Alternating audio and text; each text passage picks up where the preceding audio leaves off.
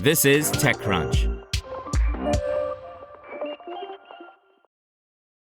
Cement startup Furno will receive a $20 million grant from the Department of Energy, funds that will help the company build up to 8 micro-kilns at a concrete plant in Chicago. Chicago might not seem like the sort of place where cement is hard to come by, but with the nearest kiln 100 miles away, concrete companies have to pay handsomely for the stuff to keep up with demand.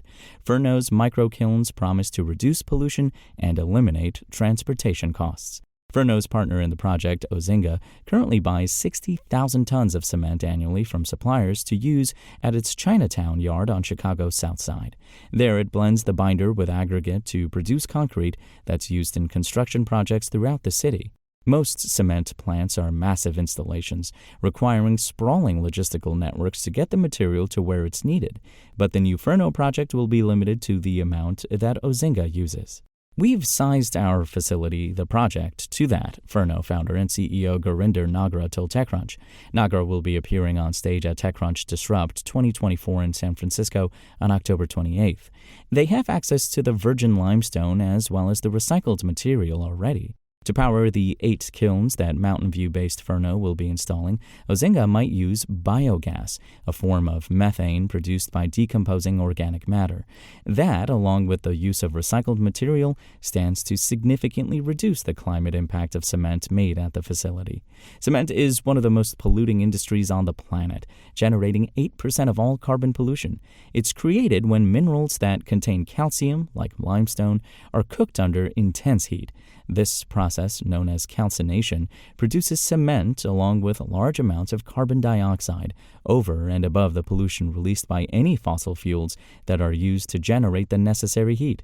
Every metric ton of cement produces 600 kilograms of carbon pollution. Most cement today is produced in massive rotary kilns, which are essentially long horizontal tubes through which heat and raw materials flow.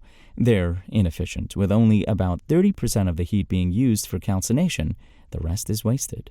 Furno shrinks the kiln and turns it upright, a twist that allows more of the heat to participate in the calcination reaction, reducing fossil fuel pollution by at least 70% and eliminating it entirely when it's fired using hydrogen. The startup raised a $6.5 million seed round in March, TechCrunch exclusively reported. The federal grant will pay for a significant portion of the project. For the remainder, and to cover other expenses, Furno will be raising a Series A round starting in early 2025.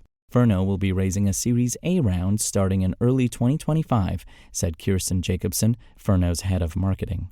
The deal with Ozinga, which Furno is calling Project Oz, a nod to both the project partner and to Nagra's home country, will create 50 construction jobs and 30 permanent jobs.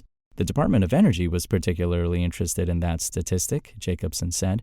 There were some coal plant closures, and the DOE grant is to bring back jobs for those people who had been displaced, she said. Furno wasn't the only cement startup to receive an award from the Department of Energy. Terra CO2, which is based in Golden, Colorado, received $52.6 million to build a new manufacturing facility outside of Salt Lake City. The plant will crank out a cement replacement that's significantly less polluting than the existing Portland cement.